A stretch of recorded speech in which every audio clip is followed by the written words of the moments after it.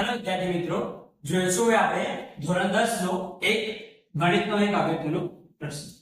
બે સંખ્યાનો લસાઅ તેમના ગુણાકાર કેટલો છે? તો બે સંખ્યા છે એનો લસાઅ કેટલો, તેમના ગુણાકાર કેટલો હોય તો તેમનો ગુસાઅ કેટલો થાય.